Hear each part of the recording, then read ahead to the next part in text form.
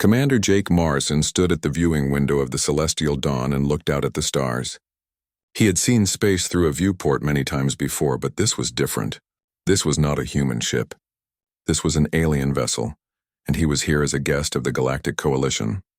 3 months ago, humanity had made first contact with intelligent alien life. Not just one species, but 12 different civilizations that had formed an alliance spanning hundreds of star systems.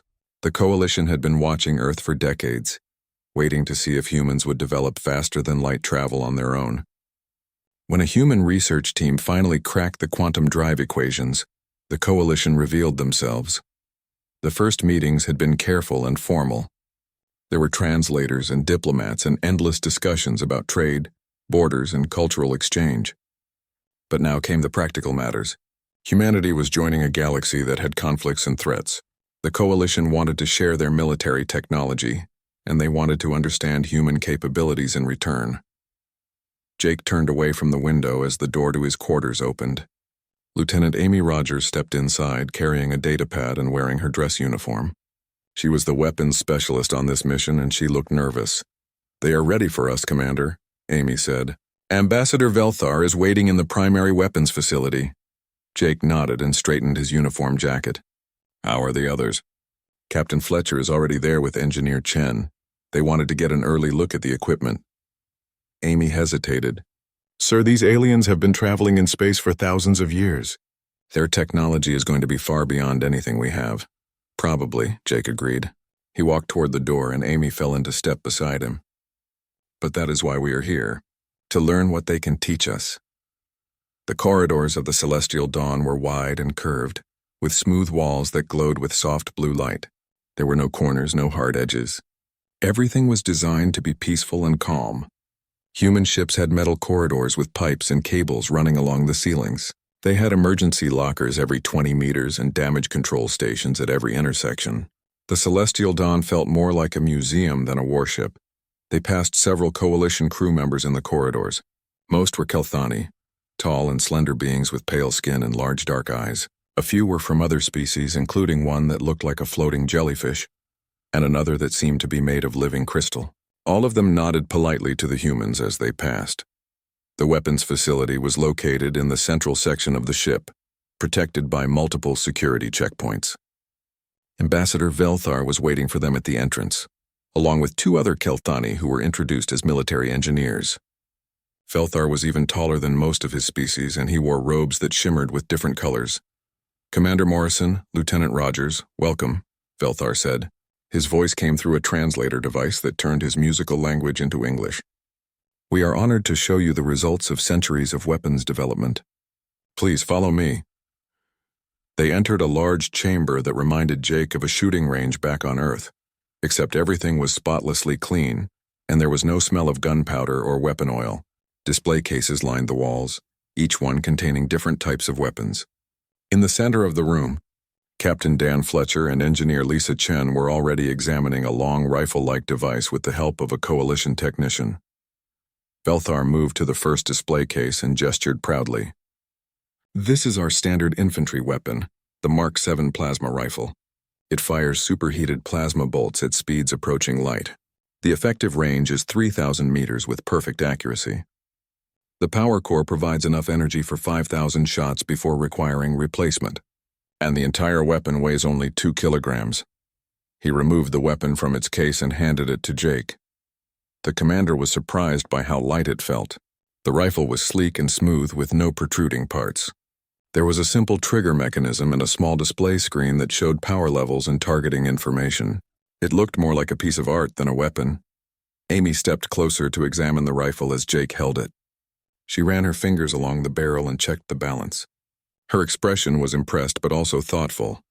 "This is incredible technology," Jake said honestly. He shouldered the rifle and looked down the sight line. "The range and accuracy are far beyond our current weapons." "Indeed," Velthar said, clearly pleased. "We have found that with proper training, soldiers can engage targets at extreme distances with minimal risk to themselves. Close combat has become largely obsolete in modern warfare." Jake lowered the rifle and turned it over in his hands, examining it from every angle. Amy was doing the same, her eyes scanning every centimeter of the weapon.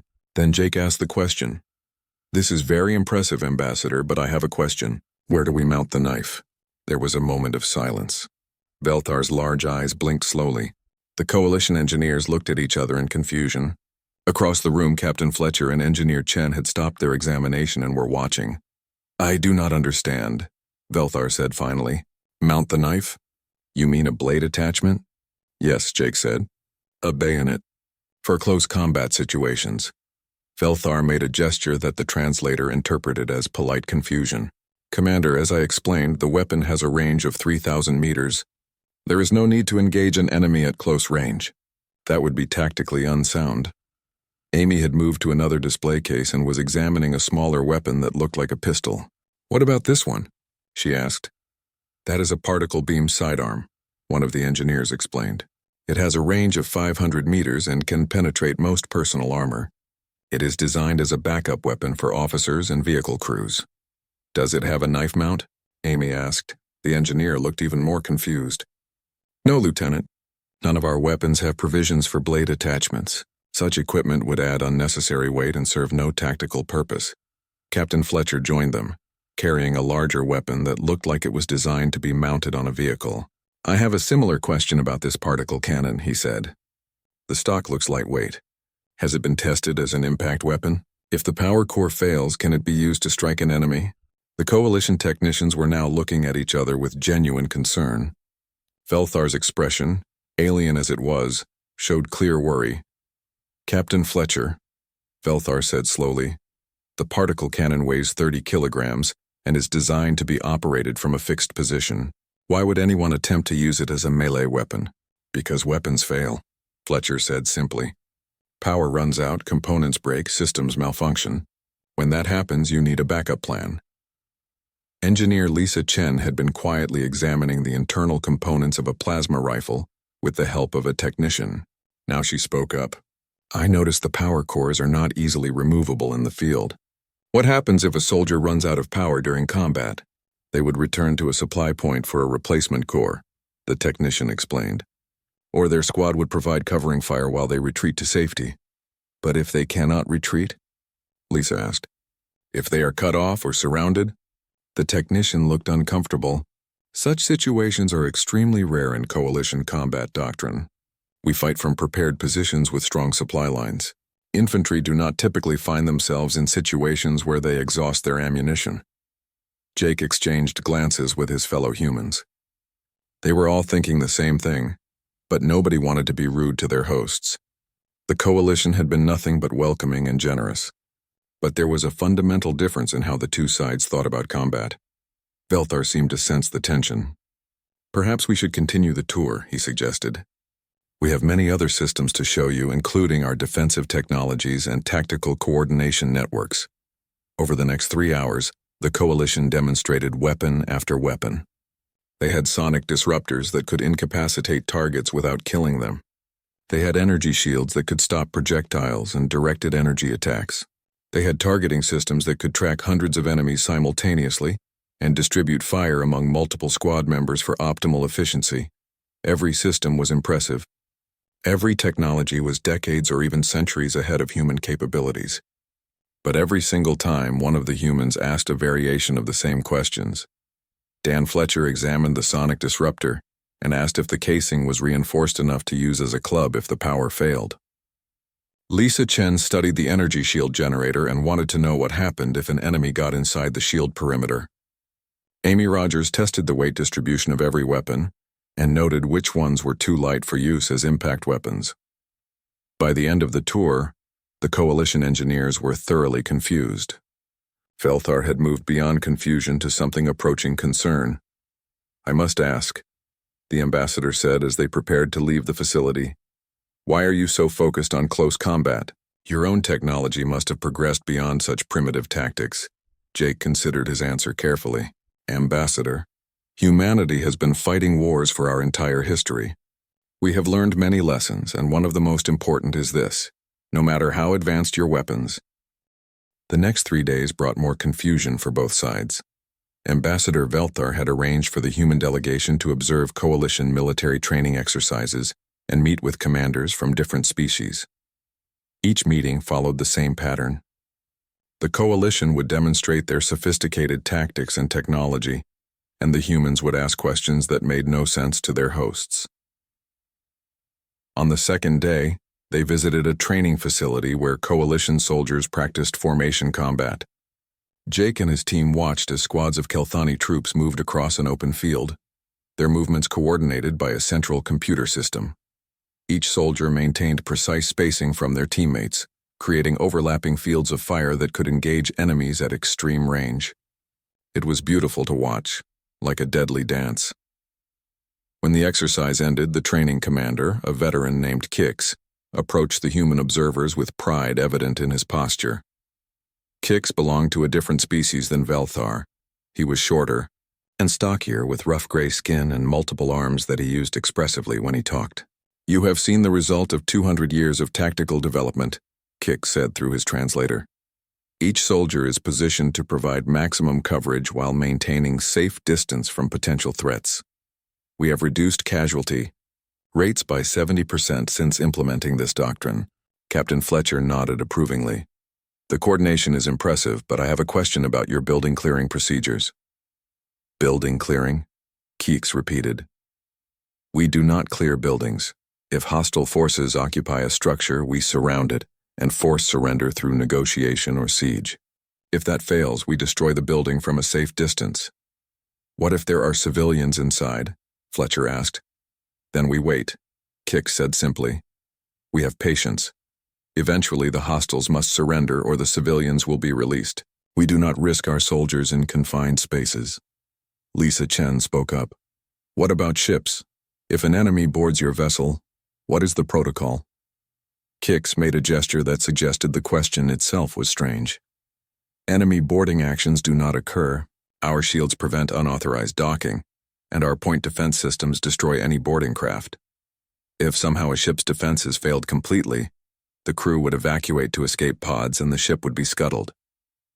"You would abandon the ship?" Amy asked. "Just give it up?" "A ship is merely a machine," Kix said. "It can be replaced. Trained crew cannot. The logical choice is to preserve life and sacrifice hardware." That evening, the human delegation gathered in a private conference room aboard the Celestial Dawn. Jake had requested the meeting to discuss what they had learned. The room was small by coalition standards but comfortable, with chairs that adapted to human proportions and a table that could display holographic data. "We have a problem," Jake said once everyone was seated. "Not with the coalition, but with compatibility. Their entire way of fighting is built around maintaining distance and avoiding risk." "It makes sense from their perspective," Lisa said. She had her data pad out and was reviewing notes. "Look at their history. The coalition species are all either herbivores or omnivores that evolved as prey animals. They are built to avoid confrontation.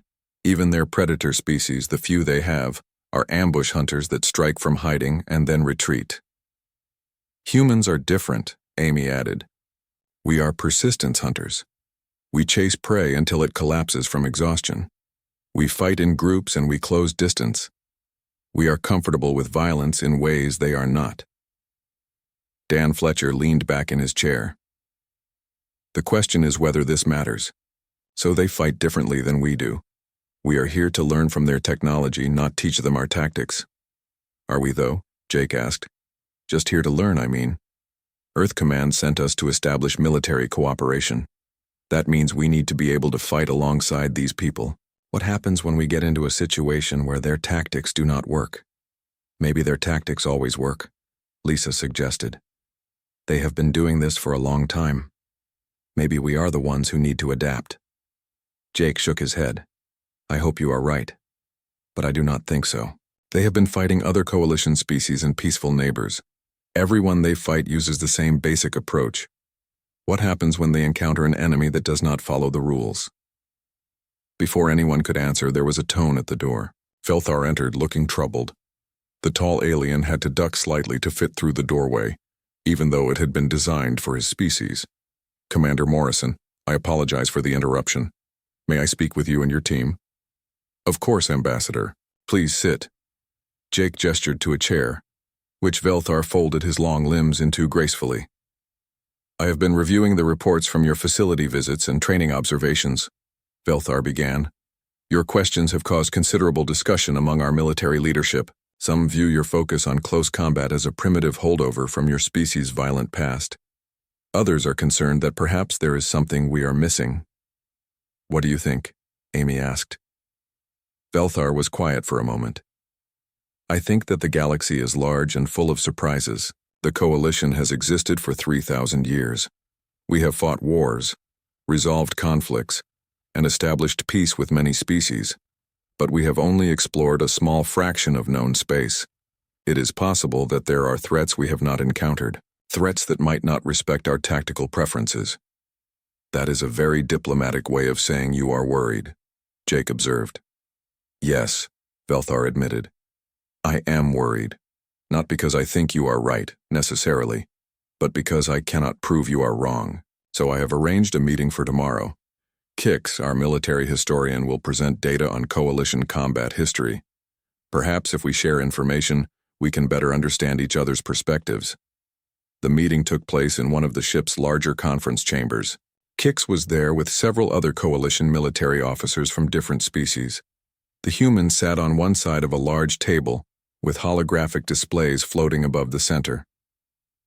Kix began his presentation with statistics.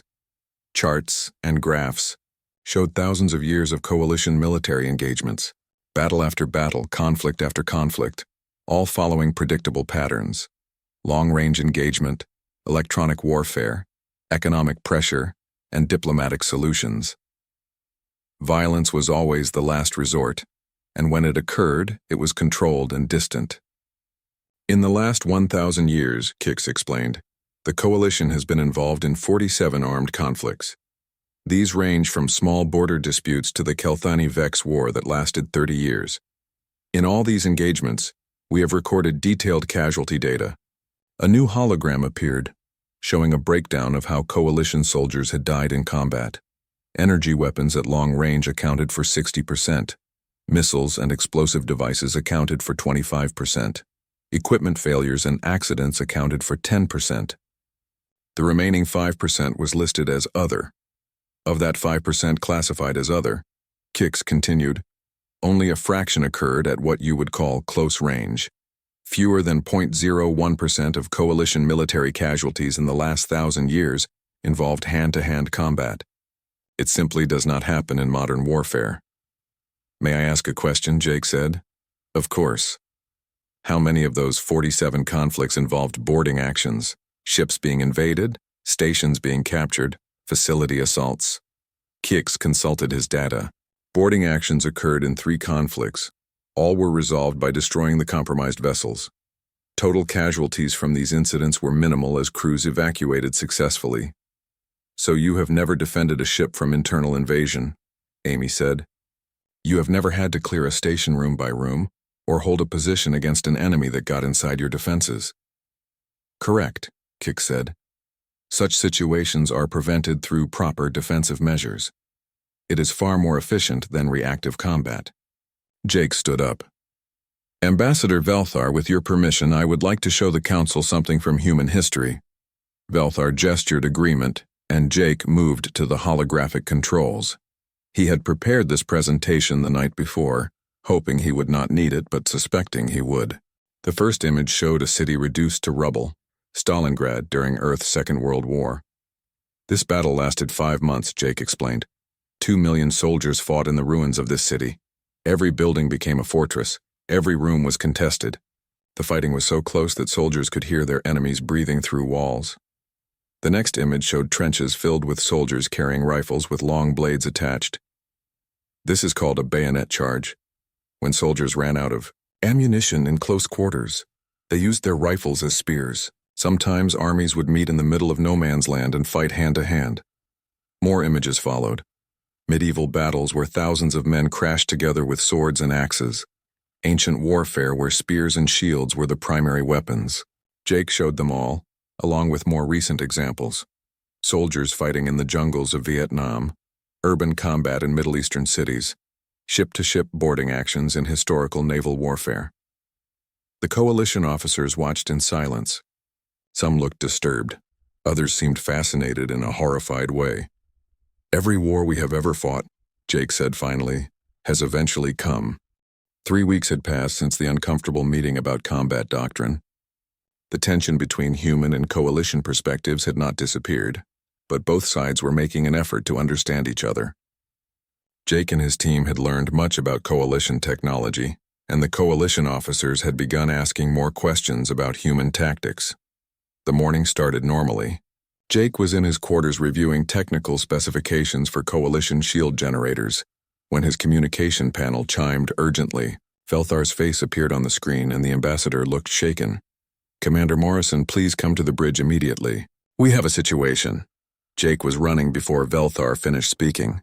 He grabbed his uniform jacket and headed for the door, sending quick messages to Amy, Dan, and Lisa as he moved through the corridors. Whatever was happening, he wanted his team ready.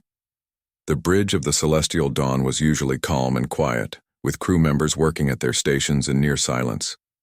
Now it was filled with urgent voices and flashing alerts. Velthar stood at the center, coordinating responses while multiple displays showed incoming data. "What happened?" Jake asked as he arrived. "A distress call from Mining Station 7 in the Paxor system," Velthar explained. "The station has been attacked. We are 2 hours away at maximum speed." "Attacked by who?" Velthar pulled up a display showing sensor readings. "The Krell. They are a hostile species from beyond Coalition space. We have had limited contact with them over the centuries. They have never been this aggressive before." Jake studied the data. The Krell were described as insectoid, organized in hive structures and territorial. They usually avoided Coalition space, and previous encounters had been resolved through careful negotiation and border agreements. But something had changed. "How many casualties?" Jake asked. "Unknown." The distress call was brief before communications were cut off. The station housed approximately 300 civilians and a security force of 40 personnel. The rest of the human team arrived on the bridge. Amy immediately moved to examine the tactical displays while Dan and Lisa studied the station schematics that Velthar pulled up. "The station is built into a large asteroid," Velthar explained. "It processes rare minerals for use in coalition manufacturing. The facility has standard defensive shields and a small security force armed with plasma rifles." "What is the plan?" Jake asked.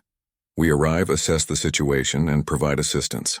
If the Krell can be negotiated with, we will attempt peaceful resolution. If not, we will engage at range and force them to withdraw." Jake looked at the station layout. It was a maze of tunnels, processing chambers, and living quarters carved into solid rock. "And if they are already inside the station?" Velthar hesitated. "Then we will evacuate any survivors we can reach and destroy the station to contain the threat." "Destroy it?" Amy said sharply. "With people possibly still alive inside?" "It is standard protocol," Velthar said, and he sounded deeply unhappy about it. "If a facility is compromised and cannot be safely secured, we deny it to the enemy. The alternative is to risk our forces in close quarters combat, which, as you know, we are not equipped for." The 2 hours to Paxor felt like an eternity. Jake had the humans prepare their equipment and review what little intelligence the Coalition had on the Krell. The reports were not encouraging. The Krell were natural warriors evolved from pack hunters. They had sharp limbs that could cut through light armor, and they fought in coordinated swarms. In the few historical encounters where Coalition forces had faced them on the ground, the casualties had been severe. When the Celestial Dawn dropped out of faster-than-light travel, the situation was worse than anyone had hoped. The mining station showed signs of heavy damage. Multiple Krell boarding pods were attached to the outer hull like parasites. Debris floated in space around the structure, and several Coalition shuttles had been destroyed in their docking bays. "Can you reach anyone inside?" Jake asked. The communications officer, a Kelthani female named Kira, shook her head. "No response on any channel, Commander. But I am detecting life signs. Many of them." "Krell?" Velthar asked. "Both Krell and Coalition signatures. The civilians may have reached the emergency shelters in the lower levels." Velthar made a decision. "Begin evacuation protocols. Launch rescue shuttles to the intact docking ports. We will extract whoever we can reach." The first 2 shuttles that approached the station were destroyed by Krell weapons fire from inside the docking bays. The 3rd shuttle managed to dock, but its crew reported that the corridors beyond were filled with Krell. They retreated under heavy fire, barely escaping. This is impossible, Kix said. He had come to the bridge to assist with the tactical response. They have complete control of the station. We cannot reach the survivors. Jake looked at the casualty reports. 2 shuttle crews lost already, and they had not saved a single person from the station. How long before you destroy it? He asked quietly. Standard protocol requires we attempt evacuation for 6 hours, Velthar said. After that, if no progress is made, we must consider the facility lost. 300 people, Amy said. You are going to kill 300 people because you cannot fight inside a building. Velthar turned to her, and for the first time the ambassador looked angry. Do not presume to judge us, Lieutenant. We have tried. Our shuttles were destroyed, our crew killed. Would you have me send more soldiers to die in corridors against an enemy designed for that kind of fighting? Yes, Jake said simply. I would, because that is what soldiers do. We fight in the places that are difficult and dangerous. We go where others cannot because someone has to. There was silence on the bridge. Coalition crew members looked uncomfortable. Velthar stared at Jake with an expression that might have been anger or might have been something else. You are saying you could do better, Velthar said finally. Your species with its knives and its obsession with close combat. You believe you could succeed where we have failed? I believe we should try, Jake said. How many people are still alive in that station? Kira checked her sensors. Approximately 280 coalition personnel. They are grouped in 2 emergency shelters in the lower levels. The shelters are sealed, but it is only a matter of time before the Krell break through. How many Krell? At least 300, possibly more. They are spread throughout the station. Jake looked at his team. Amy nodded immediately. Dan cracked his knuckles, a nervous habit he had when preparing for action. Lisa looked scared but determined. We have 35 humans on this ship, Jake said to Velthar. Give us 2 hours. Let us try to reach those people. With what weapons? Kix demanded. You saw what happened to our shuttles. The Krell will destroy you before you even board. We brought our own equipment, Amy said. We have been polite guests, but we did not come unarmed. And we know how to fight in tight spaces. Velthar looked at Jake for a long moment. If I allow this and you fail, I will have sacrificed the human delegation along with my own people. Earth will hold me responsible. If you do not allow it, Jake said, you will definitely lose everyone in that station. At least give them a chance. The decision was written on Velthar's face before he spoke. What do you need? Your plasma rifles, Amy said immediately. And 2 hours to modify them. Modify them how? Kix asked. Amy smiled, and it was not a pleasant expression. We are going to give them knife mounts. The human delegation's quarters became an armory. The humans had indeed brought equipment with them, stored in locked cargo containers that the coalition had politely not inspected. Now those containers were opened, revealing a small arsenal of human weapons and equipment. Jake pulled on body armor that was heavier and bulkier than anything the coalition used. Amy was assembling her gear with practiced efficiency, checking each piece of equipment methodically. Dan and Lisa worked together to sort ammunition and explosives. Other humans arrived, all 35 members of the delegation. There were diplomatic staff, engineers, scientists, and cultural liaisons, but every single one of them had military training. Earth Command had not sent unprepared civilians to first contact. They had sent soldiers who could act as diplomats when needed. Coalition technicians brought plasma rifles, and the humans immediately began modifying them. They attached combat knives to the barrels using quick mount systems they had fabricated in the ship's workshop. They reinforced the stocks with metal plates. They added grips and sights familiar to human users. Velthar watched the preparations with something approaching horror. You are actually going to do this. You are going to board a station full of hostile creatures and fight them hand to hand. Not if we can help it, Jake said as he checked his weapons. He had a modified plasma rifle, a human shotgun loaded with armor-piercing slugs, 2 pistols, 4 knives, and enough ammunition to fight a small war. We will use the plasma rifles at range. But when those fail, and they will fail, we will have backups. And backups for the backups, Amy added. She was carrying even more weapons than Jake. This is insane, Kix said, but he did not try to stop them. Kate Sullivan, the psychologist, spoke quietly to Velthar. This is what humans do, Ambassador. We do not just fight, we specialize in fighting. The docking clamp sealed with a hiss and Jake's squad moved into the station. The first corridor was dark except for emergency lighting that cast everything in red. The air smelled of smoke, blood, and something else that Jake could not identify, probably the Krell themselves. Sensors show movement ahead, Amy reported through the communication link. She was 50 meters behind Jake's squad with her own team. Multiple contacts about 20 meters from your position. Confirmed, Jake whispered. He could hear them now. A clicking and scraping sound that echoed through the metal corridors. Squad weapons ready. Standard breach formation. The humans moved forward in pairs, each person covering angles while their partner advanced. It was a technique practiced 10,000 times in training. Muscle memory written so deep that they did not have to think about it. In the cramped station corridors, there was barely room for two people to stand side by side. The first Krell appeared around a corner, and Jake got his first real look at the enemy. It was roughly humanoid in shape, but that was where the similarity ended. The creature stood on four legs with two arms that ended in blade-like claws.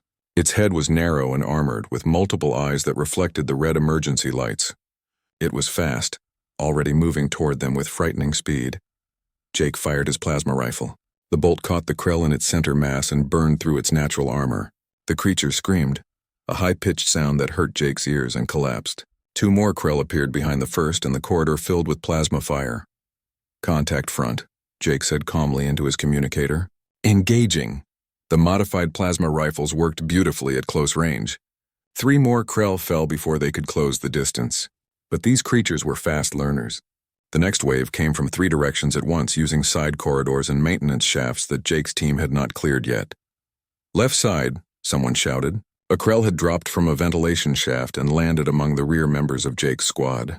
The soldier closest to it swung his rifle like a club, the reinforced stock connecting with the creature's head with a solid crack.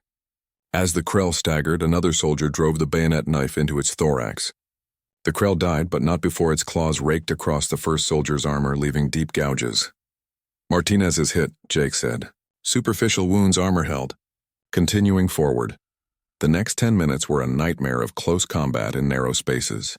The Krell were everywhere, dropping from above, emerging from side passages, even cutting through walls to attack from unexpected angles. The plasma rifles were deadly effective, but they could not cover every direction at once. A soldier named Preston had his rifle torn from his hands by a Krell that had gotten too close. Without hesitation, Preston pulled his pistol and emptied the magazine into the creature's face at point-blank range.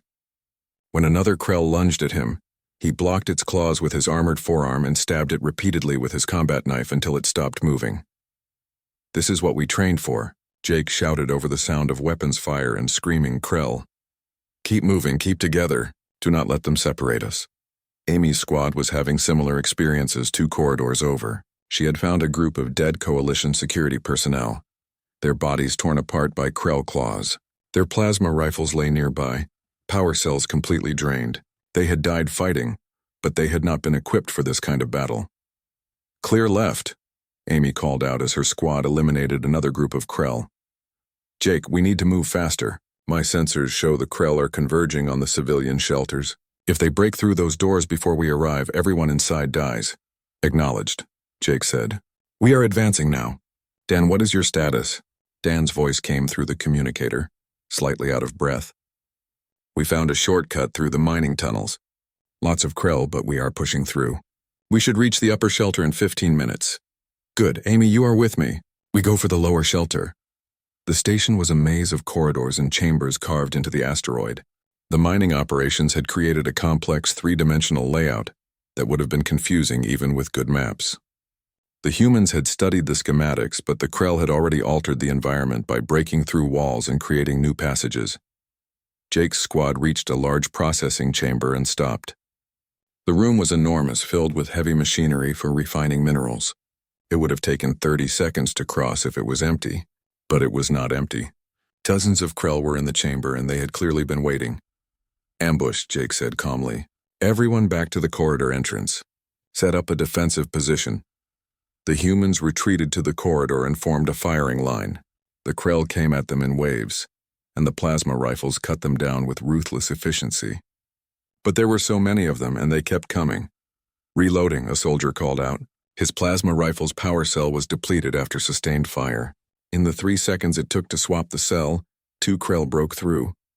The soldier dropped his rifle, drew his knife, and met them head-on. He killed one and wounded the other before another soldier could shoot it. "Power cells at 50%, Amy reported. "We are burning through ammunition fast." "Then we do it the old way," Jake said. He reached for one of the grenades on his belt. Fragmentation out. The explosion turned 5 Krell into scattered pieces and stunned dozens more. The humans used the chaos to advance, firing as they moved. When they ran out of grenades, they switched to the shotguns they had brought as backup weapons. The heavy slugs tore through Krell armor at close range with devastating effect. A soldier named Price had her plasma rifle cut in half by a Krell's claw strike. Without the bayonet attachment, the weapon would have been useless.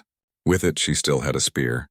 Price drove the blade into the Krell's center mass, then abandoned the broken rifle and switched to her pistols, firing with both hands as she backed toward her squad. "Shelter access ahead," Amy called out. "I can see the blast door. It is still sealed." The door was massive, designed to protect the civilians inside from accidents and disasters. It had not been designed to stop a determined Krell assault, but it was holding. For now, dozens of Krell were clustered around it, trying to cut through with their claws and some kind of acid they produced naturally.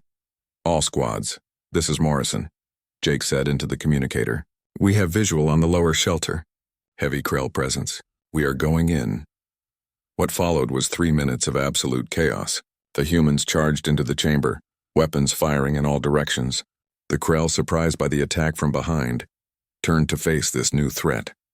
That was exactly what Jake wanted. If the Krell were fighting the humans, they were not attacking the door. Amy moved to the door controls and began working on the mechanism. "I need time," she shouted over the sound of combat. The Krell damaged the control panel. "You have got it," Jake promised.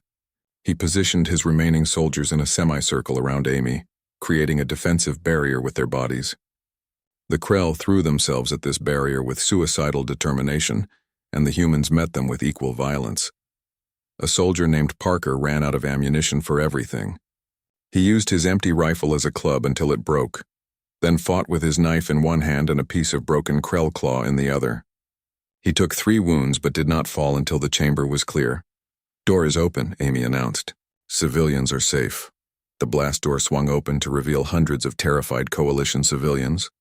They were workers and families, scientists and engineers. They had been trapped in the shelter for hours, listening to the Krell trying to break through, certain they were going to die. Now they stared at the armored humans covered in blood and Krell remains, and they did not know whether to be grateful or terrified. "Everyone out," Jake ordered. "Stay together, stay quiet." "We are getting you to the shuttles." Dan's voice came through the communicator. "Upper shelter is secured.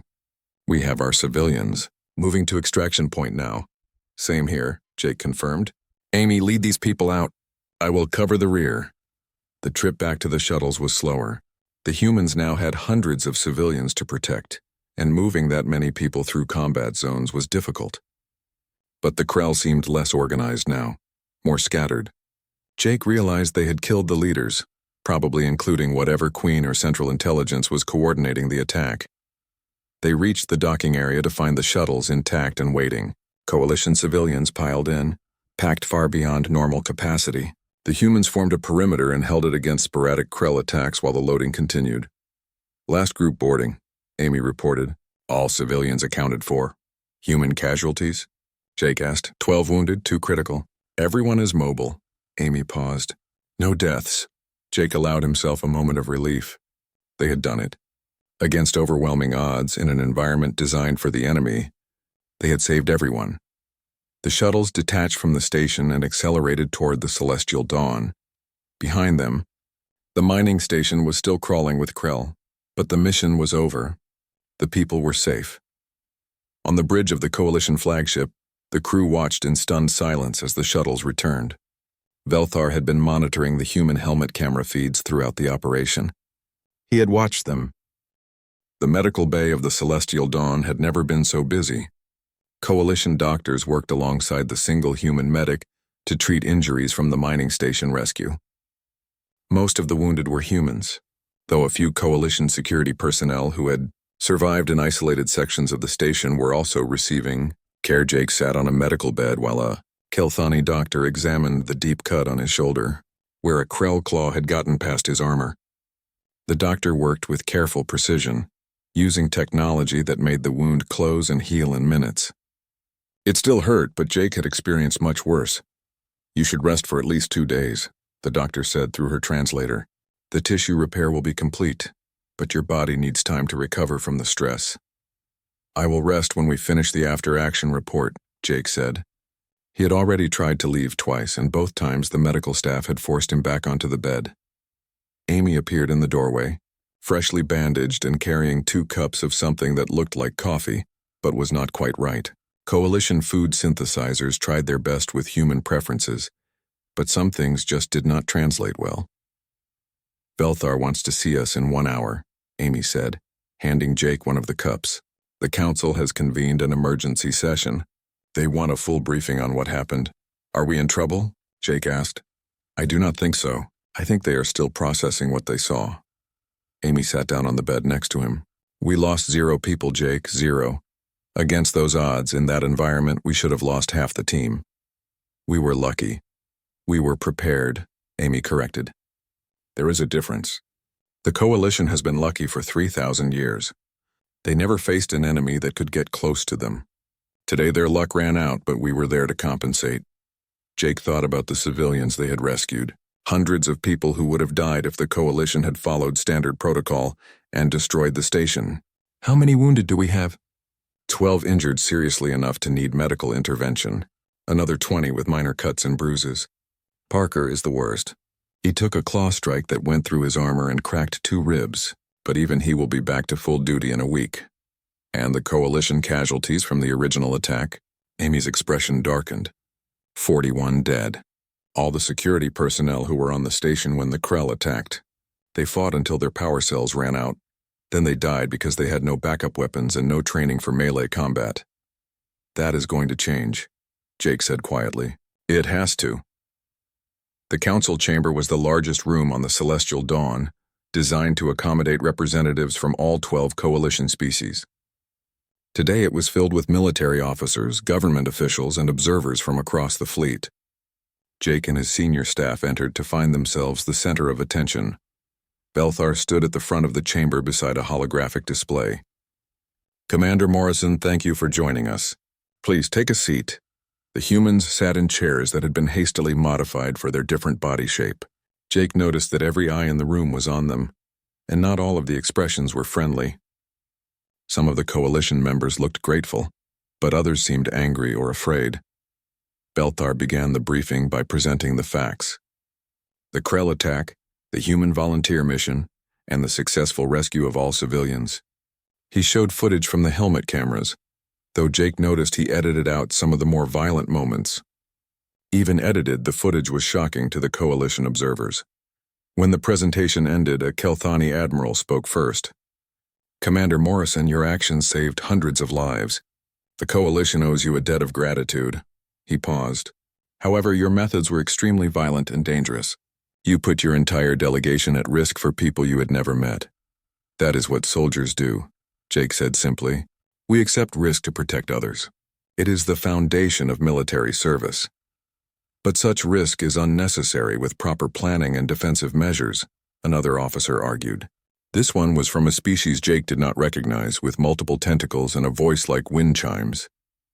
If the station had maintained proper shield integrity and followed evacuation protocols, this situation would never have occurred. "But it did occur," Amy said. "And when it did, your protocols called for abandoning those people. We gave them another option."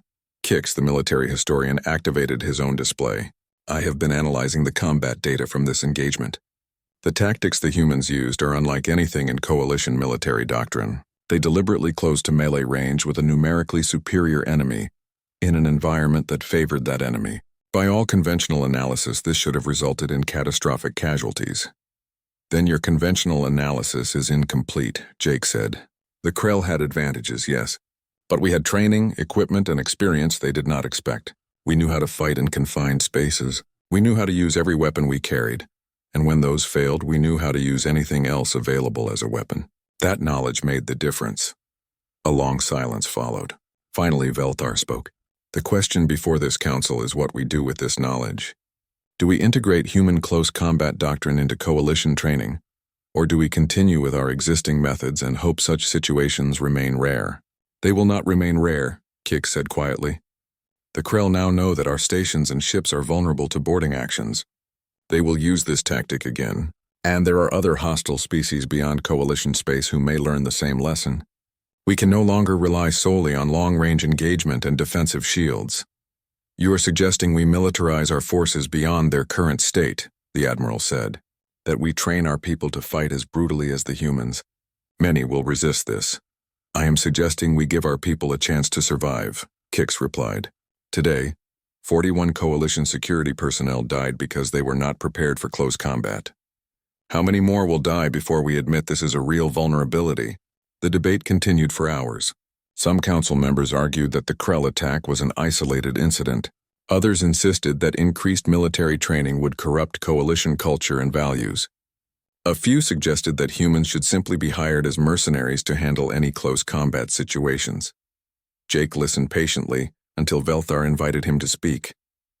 He stood and addressed the council directly. I understand your concerns, Jake began. Humans have a violent history and our combat methods reflect that. You have built a civilization based on peace and reason, and you worry that adopting our tactics will change who you are. Those are valid concerns. He paused, choosing his words carefully. But here's the truth. The galaxy does not care about your preferences. Threats exist whether you acknowledge them or not. The Krell proved that today. You can choose to pretend that boarding actions and close combat will never happen, and when they do happen, your people will die. Or you can prepare for the worst and hope it never comes. You make it sound simple, the wind chime officer said. But training our forces in human combat methods will take years. It will require fundamental changes to our equipment, our doctrine, and our military culture. Yes, Jake agreed. It will, and it will be uncomfortable and difficult. But the alternative is watching more of your people die because they were not ready. Amy stood beside Jake. We are not suggesting you become human. We are suggesting you become complete. You have mastered long-range combat and defensive tactics. Let us help you master what happens when those tactics fail. You do not have to like it. You just have to survive it. The vote took another hour of debate, but eventually the decision was made. The Coalition would establish a new training program focused on close-quarters combat and emergency tactics. Human advisors would teach Coalition soldiers how to fight when the distance disappeared and the sophisticated weapons failed. All Coalition military equipment would be evaluated and modified to function as backup melee weapons if necessary. It was not everything Jake had hoped for, but it was a start. In the weeks that followed, the first Coalition soldiers arrived for training. They were volunteers, mostly from security forces who had seen the footage from the mining station and understood what it meant. Jake and his team taught them the basics of hand-to-hand combat, weapon retention, and improvised fighting techniques. The Coalition soldiers struggled at first. They were not naturally aggressive, and the idea of deliberately closing to arm's reach with an enemy went against every instinct they had developed. But they learned. Slowly, painfully, they learned. Engineer Lisa Chen worked with Coalition weapons designers to modify plasma rifles for close combat use. They added reinforced stocks, integrated blade mounts, and backup power systems. The new weapons looked strange to Coalition eyes, but they were functional. If the power failed, a soldier would still have a spear. If the spear broke, they would still have a club. Captain Dan Fletcher established training scenarios in mock corridors and confined spaces. He ran the Coalition soldiers through boarding action simulations and station defense drills. The first few attempts were disasters, with Coalition troops freezing or panicking when the enemy got close. But repetition built confidence, and confidence built competence. Lieutenant Kate Sullivan, the psychologist, helped Coalition commanders